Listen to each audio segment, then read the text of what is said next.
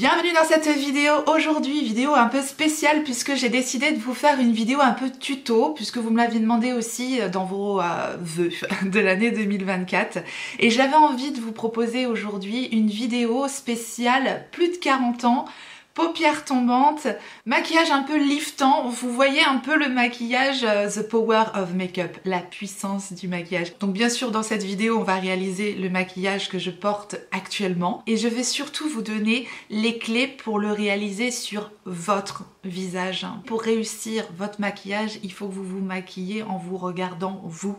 C'est ça le plus important. Alors effectivement j'ai bien marqué le maquillage des yeux, surtout pour vous montrer le placement en fait des fards, mais bien sûr vous pouvez réaliser quelque chose de plus doux au niveau de la paupière en faisant un dégradé avec des fards moins foncés. Et j'ai utilisé dans cette vidéo des produits que vous avez certainement dans vos tiroirs. L'idée c'est que vous puissiez réaliser ce maquillage facilement avec vos produits et sur votre visage. En tout cas c'est un maquillage qui me convient très bien à moi, qui est plus de 40 ans et qui a les paupières tombantes et qui aime bien aussi cet effet un peu liftant sur le visage. Donc j'espère que le résultat vous plaît et que je vais pouvoir vous donner les clés pour pouvoir le réaliser chez vous. Et pour ça, je vous rapproche.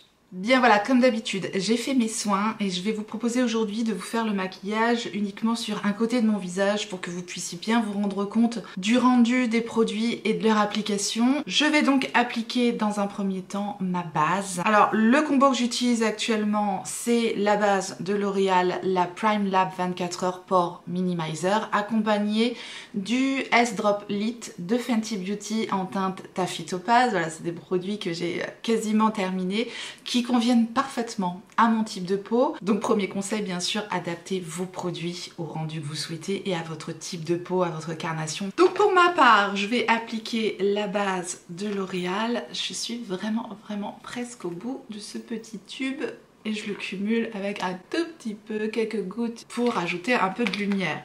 Donc comme ça me fait une petite base un peu lissante que je vais essentiellement appliquer au niveau de la zone T. Bon, je vais l'appliquer au doigt ici. Ça a tout de suite cet effet matifiant, comblant que j'adore. Vraiment, cette base de L'Oréal, elle est géniale. Et ensuite, je vais rajouter un petit peu de mon S-Drop Lit, voyez, pour ajouter cette jolie lumière sur mon teint.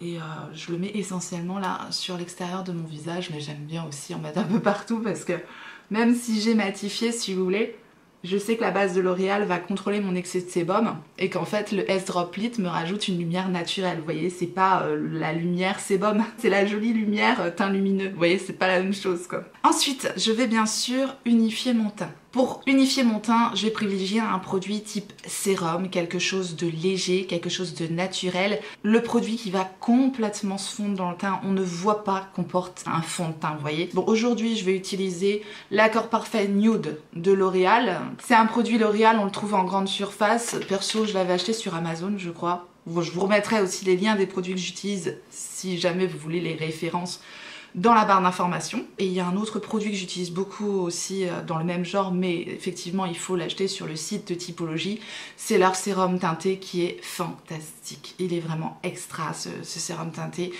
formulé à 99% d'origine naturelle. Il est enrichi en vitamine C, en squalane d'olive et en aloe vera. Il a un fini naturel magnifique, il est excellent.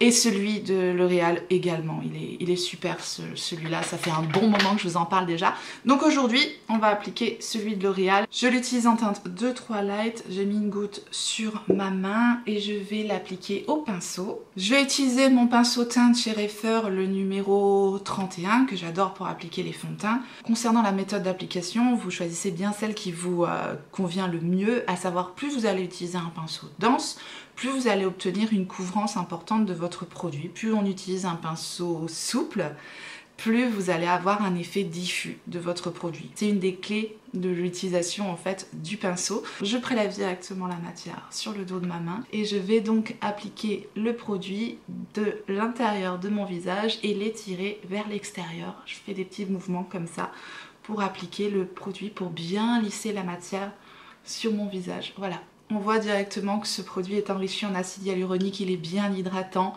Il est tellement joli, tellement facile à appliquer, tellement naturel. C'est tout ce que j'aime. J'adore ce type de produit teint. Et sur moi, il fonctionne à merveille. Encore une fois, voilà, vous utilisez votre fond de teint favori du moment. Peu importe, celui qui vous convient le mieux. Mais voilà, sachez en tout cas que ce type de fond de teint-là, en fait, sérum, enrichi en soins, très fin, très naturel, ça convient parfaitement au type de maquillage qu'on a envie de réaliser aujourd'hui. En tout cas, moi, j'adore le résultat. Je pense que vous verrez à quel point le résultat est ultra naturel, imperceptible. Mais ça m'a fait une jolie base pour faire mon maquillage aujourd'hui. Je vais maintenant appliquer l'anti-cerne. Ici, je vais appliquer l'anti-cerne de Givenchy, le Prisme Libre Skin Caring Concealer. C'est pareil, c'est un anti-cerne qui est enrichi en soins. Il est parfaitement adapté à ma carnation actuellement. J'utilise la teinte N250.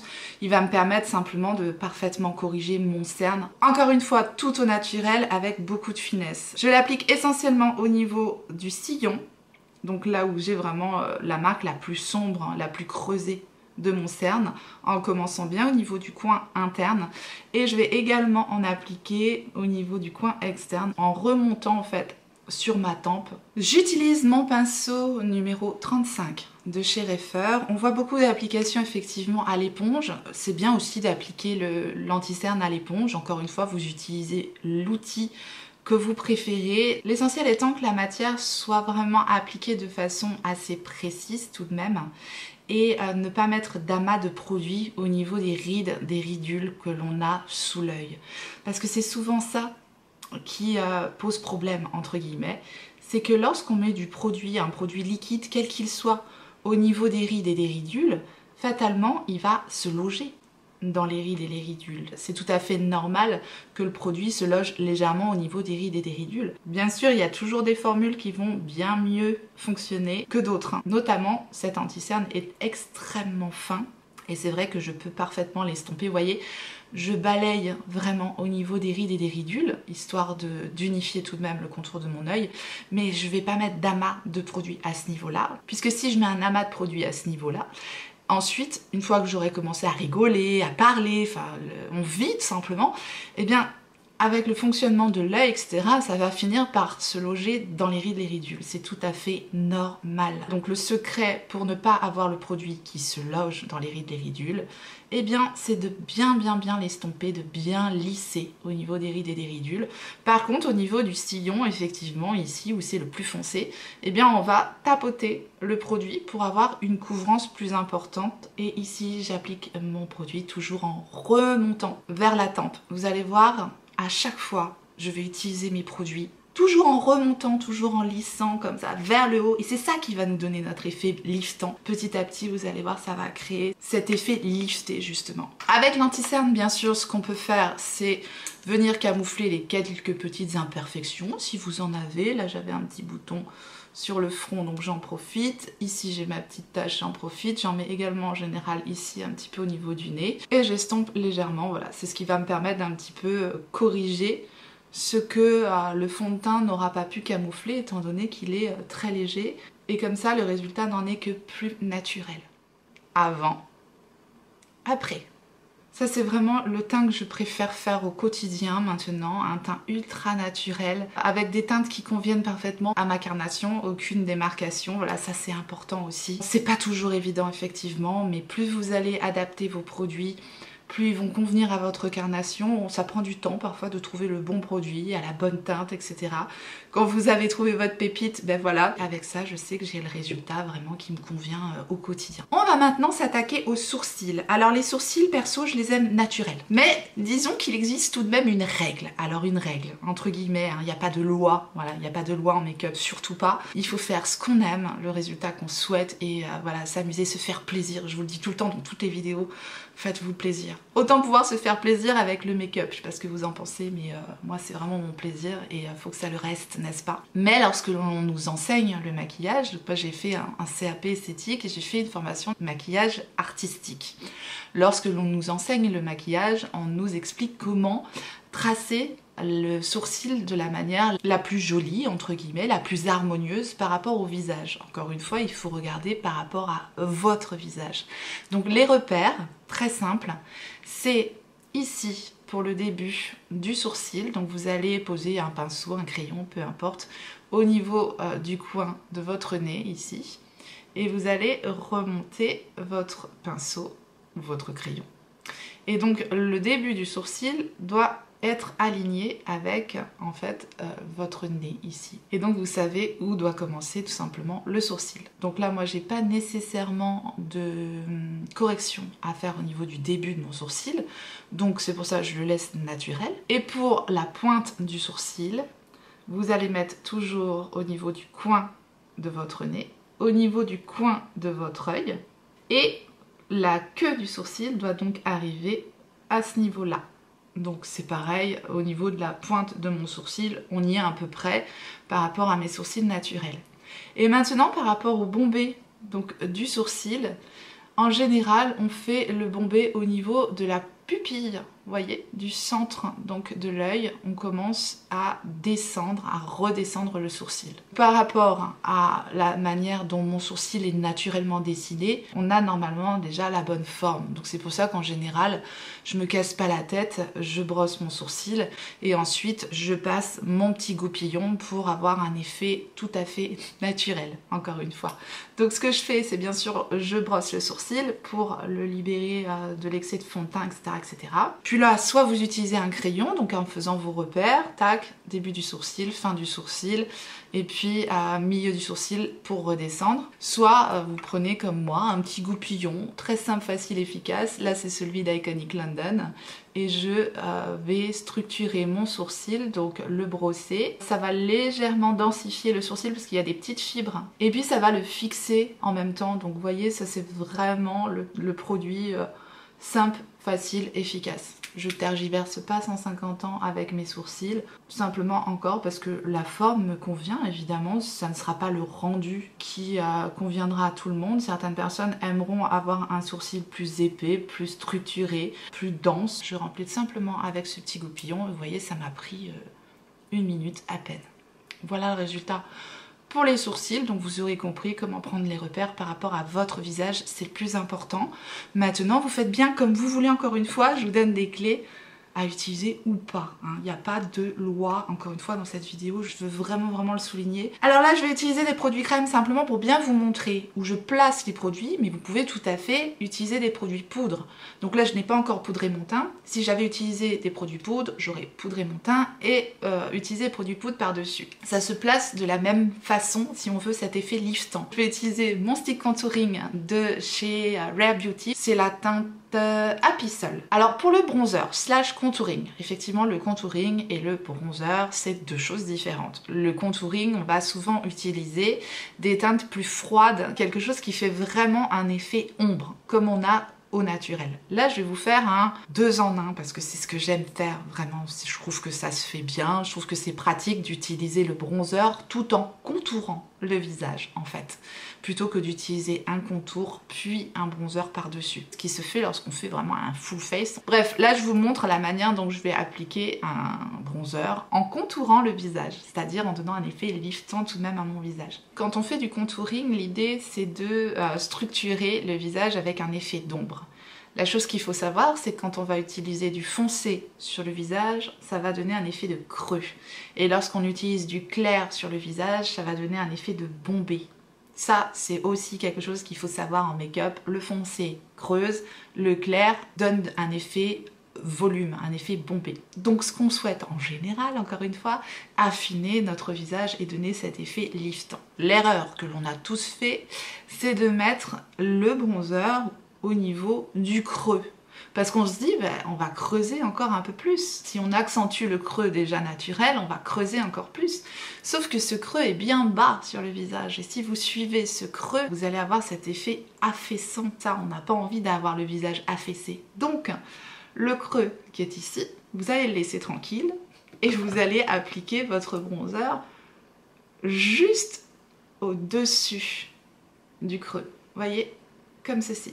Et ensuite, pour l'effet liftant, on va, hop, tracer un petit triangle. Pour harmoniser le tout, perso, j'en mets légèrement au niveau du front et légèrement aussi au niveau de la mâchoire, mais très peu. Ça, c'est pour me donner cet effet un petit peu mâchoire affinée. et pour harmoniser au niveau du front, parce que mettre de l'ombre au niveau du front, ça va rapetisser le front. Moi j'ai déjà un petit front, donc je n'insiste pas au niveau de mon front. Encore une fois, faites en fonction de votre visage. Donc j'insiste plus au niveau de ma joue, parce que j'aime bien avoir cet effet affiné et lifté. Pour l'estomper, je vais utiliser mon pinceau Face de Huda Beauty et je vais donc hop, estomper le bronzer avant que ça sèche, parce que je parle, mais le stick il se fixe petit à petit. Donc je tapote et toujours en liftant, en remontant le produit. C'est très très important. Ne descendez pas votre produit. Pareil ici, hop, je vais bien vers la racine des cheveux pour ne pas avoir de démarcation. Et j'insiste bien au niveau de la tempe également. Et je n'oublie pas bien sûr d'estomper ici au niveau de la mâchoire. Donc avant, après, et on voit tout de suite cet effet liftant du bronzer. Si vous voulez un effet un peu plus bronzé, un peu retour de vacances, vous allez poser un petit peu votre bronzer en forme de W, comme ça. En fait, vous allez hop, remonter un petit peu sur le nez, comme ceci. Mais pour aujourd'hui, j'ai envie de garder cet effet liftant avec le centre de mon visage plutôt lumineux. Donc je mets mon bronzer comme ça. Pareil pour le blush. Aujourd'hui, je vais utiliser le petit stick blush de Ariane Beauty que j'ai en teinte Audition. Je vous montre comment je place le blush. Donc c'est simple, le blush, ça va être juste au-dessus de mon bronzer. Pareil, je vais le placer en remontant au niveau de ma tempe. Et je l'estompe avec mon pinceau numéro 37 de chez Reifer. Ces petits blushs là sont vraiment très jolis. J'avais envie de les remettre à l'honneur aujourd'hui. Enfin, je n'en ai qu'un, mais regardez-moi comment c'est frais, naturel et super joli. Je pense que vous pouvez déjà voir la différence. Le visage qui est lifté de ce côté-ci par rapport à celui-là. J'ai oublié de mettre mon petit baume à lèvres d'ailleurs. Je le mets que d'un côté pour hydrater mes lèvres, en fait, le temps de me maquiller. Maintenant, on va tout de même poudrer. Même si j'ai pas nécessairement besoin de poudrer ces produits qui tiennent excessivement bien. Il faut savoir que la poudre, ça va être quand même votre meilleur ami. Ou votre pire ennemi. C'est pareil. Il faut bien choisir la poudre pour avoir un beau résultat. Il faut vraiment bien choisir sa poudre parce qu'effectivement, ça peut vite faire un effet sec et de matière en fait sur le visage. C'est pour ça qu'il faut choisir une poudre, encore une fois, qui vous correspond. Mais la poudre, c'est vraiment ce qui va vous permettre de fixer, de finir, de lisser, de flouter le maquillage. Oui, dit comme ça, pour moi la poudre c'est indispensable pour bien finir un maquillage. Donc dans un premier temps, je vais appliquer ma poudre Easy Bake and Snatch de Huda Beauty en teinte Cherry Blossom Cake. Ça c'est la poudre qui va me permettre de fixer mon anti-cerne et en plus d'apporter de la lumière. J'utilise le pinceau 19 de chez Reifer. Je vais appliquer la poudre au niveau de mon coin externe, comme ceci. Toujours en remontant. Et tout de suite, ça me donne cet effet lumineux, naturel, en fait un coup d'éclat. Et ça ouvre le regard, c'est superbe. Pareil, je vais l'appliquer en petites touches au niveau de mon cerne ici. J'évite toujours encore et encore d'en mettre trop. Je les mets vraiment sur mes points de lumière, donc essentiellement au niveau du centre de mon visage et un petit peu également ici. Voilà, pour l'effet coup d'éclat, c'est indéniable, cette poudre est une merveille, j'arrête pas de vous en parler, je l'adore. Vraiment, elle est superbe. Mais elle n'a pas cet effet ultra lissant, donc encore une fois, si vous préférez les effets très lissants au niveau des pores, que vous avez cette envie ou ce besoin simplement d'avoir une poudre ultra lissante, alors en alternative, je vous conseillerais plutôt la version poudre libre de celle-ci. Je suis en train de la chercher. La Cherry Blossom Cake, encore une fois, donc avec ses sous-tons roses si vous recherchez de l'éclat. Mais si vous recherchez simplement une poudre naturelle, alors vous prenez la teinte de votre carnation, un peu plus claire encore une fois si vous voulez rajouter un côté un peu plus lumineux. Et je sais qu'il y a une version un peu pêche, un peu abricotée qui vient de sortir, qui sera parfaite aussi pour neutraliser encore une fois le côté marronné. Voilà, l'abricoté, le pêche, c'est parfait pour neutraliser le marronné du cerne. Donc faites en fonction de ce que vous recherchez, en fonction de vos besoins, comme d'habitude. Je vais d'ailleurs aujourd'hui, pour finir de lisser, de fixer mon teint, utiliser la version poudre libre, qui est en teinte ici Pound Cake. Donc ça c'est ma teinte lorsque je veux un résultat naturel, encore une fois. J'utilise le pinceau numéro 30 de chez Reifer et je prends un petit peu de cette poudre simplement pour mettre au niveau de l'extérieur de mon visage pour fixer mes produits crème. Je n'oublie pas le coup Je ne veux aucun transfert sur mes vêtements, mes écharpes et compagnie. Et je vais légèrement passer au niveau de mes pores pour cet effet lissant magnifique qu'a cette poudre. Et voilà le résultat. Avant, après. Ça c'est un teint naturel, impeccable, comme j'aime. On termine bien sûr avec un petit coup de spray de fixation, le Airbrush Flawless Setting Spray de Charlotte Tilbury, qui aura cette faculté de flouter, de fixer, de terminer absolument tout votre teint. Bon, on est pas mal à l'avoir ce spray là, mais bien sûr vous utilisez le spray qui vous convient encore une fois, avec des propriétés plutôt matifiantes ou hydratantes ou lissantes, enfin voilà, vous utilisez votre spray de fixation préféré. Pour moi, c'est celui-là. Maintenant, nous allons nous attaquer aux paupières. Alors, j'ai les paupières tombantes et j'ai très peu de place entre mon sourcil et mon œil.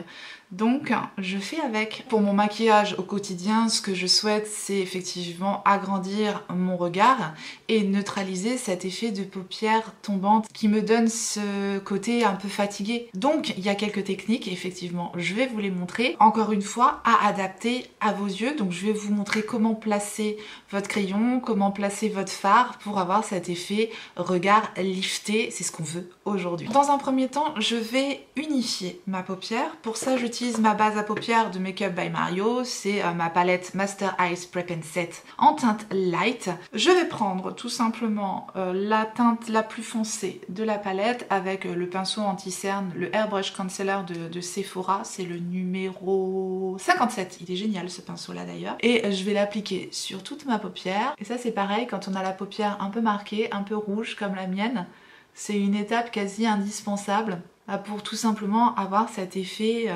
réveillé et lumineux qu'on souhaite. Vous voyez la différence directe, je veux dire, c'est probant. Unifier la paupière, c'est super important. Alors, pas nécessairement avec une base à paupières, avec votre anti-cerne, ça peut tout à fait faire le job. Moi, j'utilise une base à paupières parce que cette palette-là, je l'adore et que je trouve qu'elle unifie bien, qu'elle est fine. Et en plus, ça fait bien tenir mes fards, donc voilà, c'est vraiment un tout en un. Parce que l'effet un peu trop hydratant parfois des anti-cernes va avoir tendance à se loger un peu dans les plis. Enfin voilà, l'anti-cerne, c'est oui et non. Vous voyez, c'est pas pareil qu'une base à paupières. Mais si on a que ça, l'anti-cerne ça peut faire l'affaire, il suffit d'un peu poudrer pour le fixer et ça fonctionne aussi. D'ailleurs, en parlant de poudrer, eh bien j'utilise la poudre également de la même palette. Je prends mon pinceau numéro 15 de Refer et je vais donc fixer ma base à paupières en poudrant au niveau de l'arcade sourcilière. Et aujourd'hui, je vais également poudrer ma paupière mobile, chose que je ne fais pas d'habitude, mais aujourd'hui je vais le faire, simplement parce qu'aujourd'hui je vais utiliser que des teintes mates sur ma paupière mobile, donc je veux qu'elle s'applique sans faire de taches et qu'elle s'estompe facilement, donc je poudre l'intégralité. D'habitude, je ne poudre pas la paupière mobile parce que je vais utiliser des ombres pailletées, lumineuses, un peu crémeuses, donc encore une fois, vous adaptez au type du maquillage que vous allez réaliser, bien sûr. Le fait de ne pas poudrer en fait ma paupière mobile, ça va me permettre de faire mieux adhérer mes fards pailletés, lumineux, vous voyez. Mais là, on va utiliser des fards mat. La première chose que je vais faire pour lifter mon regard, je vais utiliser un crayon. Ici, je vais utiliser le Tattoo Liner de Maybelline. On est pas mal à avoir ces crayons là qui marchent super bien. Pour ce qu'on fait aujourd'hui, ça va être parfait et je l'utilise en teinte Smooth Walnut, c'est la 911. Je vais tout simplement tracer un liner. Je suis tout mon ras de cils supérieur avec le crayon. Je le fais également au niveau de ma muqueuse supérieure. Je vais le faire également au niveau de mon ras de cils inférieur, mais je reste au niveau du coin externe. Puis je prends mon pinceau numéro 317 de Zoeva pour estomper le crayon en ras de cils et je vais donc étirer le crayon au niveau de mon coin externe en remontant mon crayon comme ceci. Il est très important de suivre le ras de cils inférieur et de remonter. J'estompe bien mon crayon, ça peut rester un petit peu grossier parce que ensuite on va justement utiliser des ombres à paupières par-dessus qui vont l'estomper naturellement en fait. C'est pour ça que j'utilise le crayon en tout premier. Ça c'est pareil, c'est une technique qu'on apprend très tôt en école de maquillage. On commence par structurer l'œil avec le crayon qui va être estompé après naturellement par les ombres à paupières qu'on utilisera par-dessus. Voilà ce que ça donne. Alors pourquoi je vous expliquais qu'il fallait suivre le ras de cils inférieur et remonter et non la ligne de cils supérieure, parce que si on suit la ligne de cils supérieure, on va dans ce sens-là. Et nous, on veut un regard lifté. Donc, dans ce sens-là. Donc, c'est très très important. C'est vrai que quand on fait son liner sur le ras de cils supérieur, ben, on suit en général son ras de cils supérieur. Eh bien non. Suivez votre ras de cils inférieur et remontez. Et tout particulièrement quand on a la paupière tombante.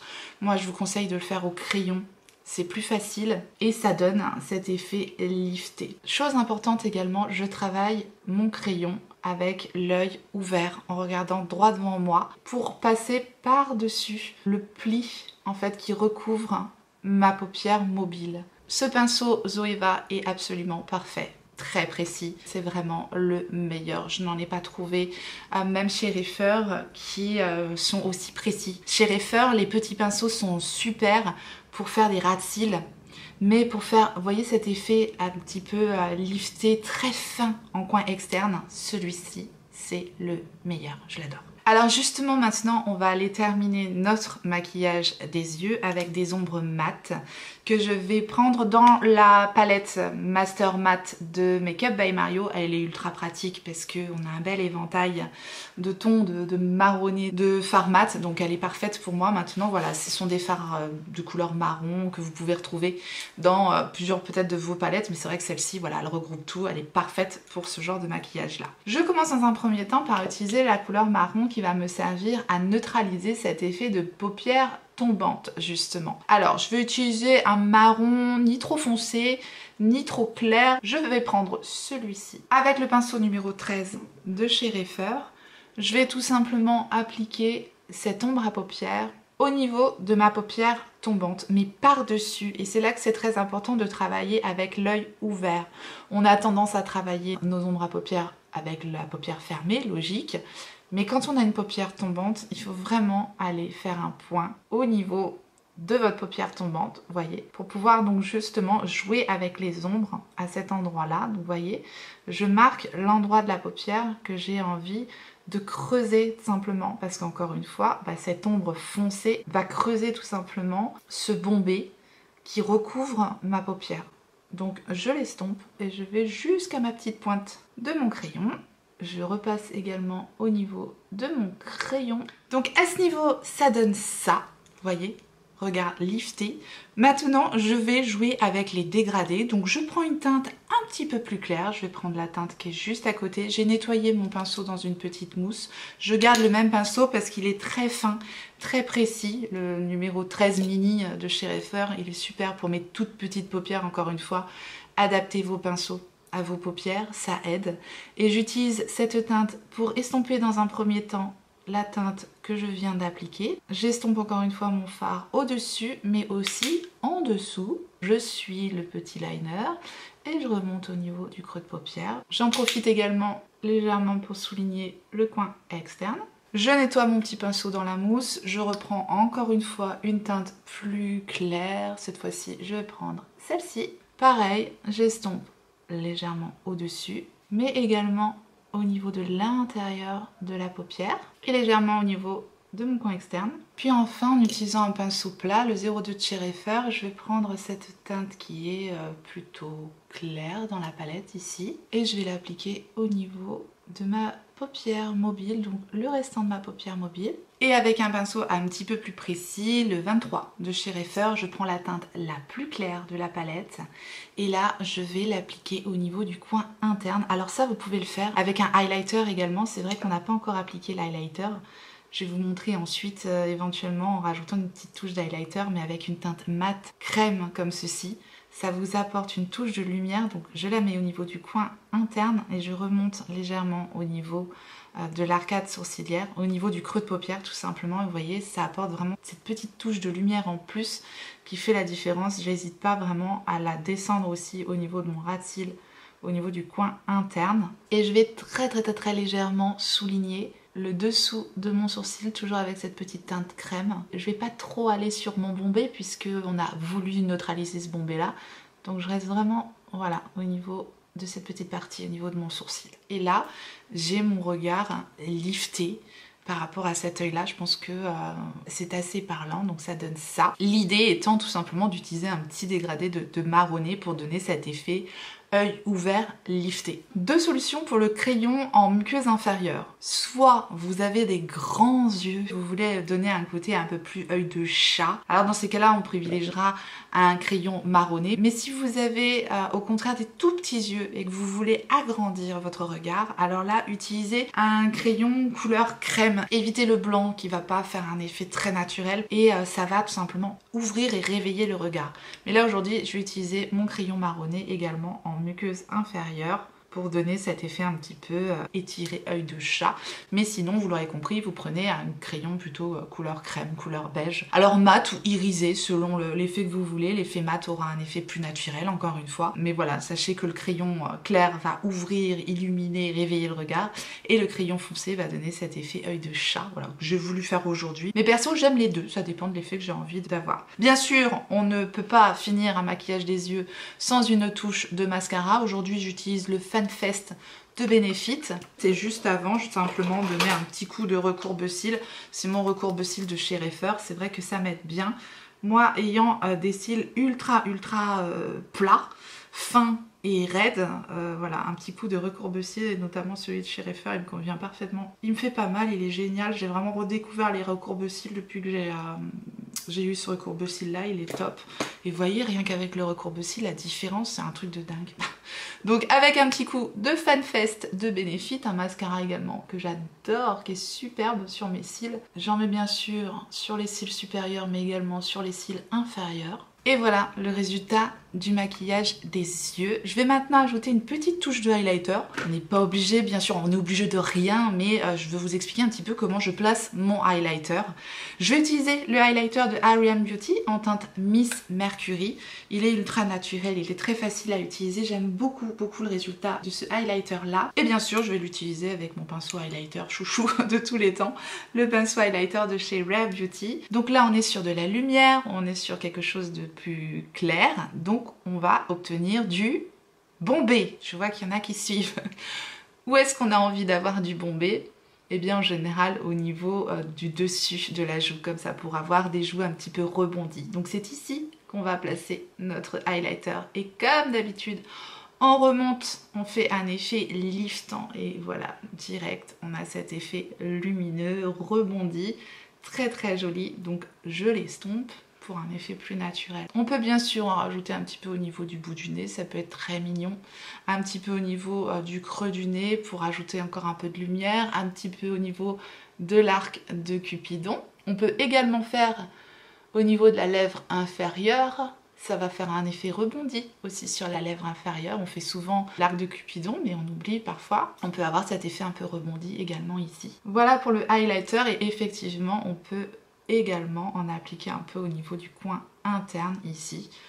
Et ça va donner cet effet lumineux au regard qui est superbe. Et on peut aussi l'appliquer juste en dessous du sourcil. Mais attention, on ne va pas aller trop sur le bombé pour pas recréer cet effet paupière tombante. Et voilà pour le highlighter, ce que ça donne. On termine bien sûr avec les lèvres. Je vais utiliser un crayon à lèvres. Je vais utiliser la teinte Wise du crayon à lèvres de chez Rare Beauty. Je travaille dans un premier temps l'arc du Cupidon, le coin externe, et je relie mon trait de crayon.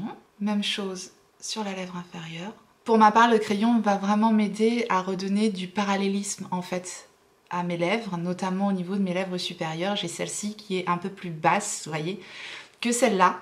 Donc lorsque je vais faire mon autre côté, effectivement, je vais redonner un petit bombé de ce côté-là à ma lèvre, ce qui va me permettre d'avoir des lèvres plus harmonieuses, tout simplement.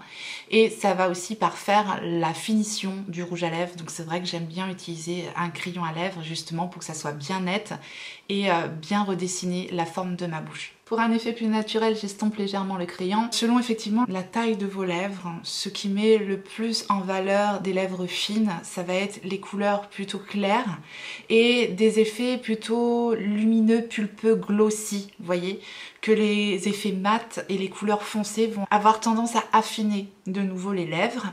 Donc voilà, par rapport à la taille de vos lèvres, par rapport au rendu que vous souhaitez obtenir, privilégiez les couleurs claires ou des couleurs sombres selon ce que vous aimez. Ici, je vais tout simplement utiliser le Dewy Lip Balm de Rare Beauty en teinte Thanks Full. Encore une fois, parfait pour un effet naturel. Alors effectivement, ça fait bizarre maintenant une fois le maquillage terminé. Avant, après. J'avais envie de vous présenter la chose comme ceci pour que vous voyez vraiment la différence de avant, après par rapport au type de maquillage que je voulais vous proposer aujourd'hui. Et j'espère que les explications auront été assez claires pour que vous puissiez réaliser ce type de maquillage. Encore une fois, là j'ai quand même bien appuyé les fards pour que vous puissiez bien voir le résultat sur les yeux. Vous pouvez faire quelque chose de moins foncé pour un effet encore plus naturel, mais c'était vraiment pour vous montrer comment bien placer les fards au niveau de la paupière pour avoir cet effet voilà, qui neutralise la paupière tombante et cet effet liftant. Donc j'espère que vous êtes convaincus par le résultat. N'hésitez pas à me dire ce que vous en pensez. Et là, je vais faire le reste du visage hors caméra pour conclure cette vidéo. Voilà, maquillage terminé au complet. N'hésitez pas à me dire ce que vous en pensez. Si vous avez, vous, des astuces, des conseils à nous partager, vous êtes toujours les bienvenus en commentaire, bien sûr. J'espère que cette vidéo aura pu vous donner quelques clés, que ça aura pu vous intéresser, vous aider, pourquoi pas. C'était le but. En tout cas, je vous remercie infiniment d'avoir regardé cette vidéo. J'espère que ça vous a plu et que vous avez passé un bon moment. Et si c'est le cas, faites-le moi savoir en me laissant un petit like sous la vidéo et en vous abonnant si jamais vous n'êtes pas abonné. Bienvenue à vous. Activez votre clochette pour savoir quand est-ce que je ressortirai une vidéo. Et en attendant la prochaine, n'oubliez pas, on n'a qu'une vie. Et moi, je vous fais des gros bisous.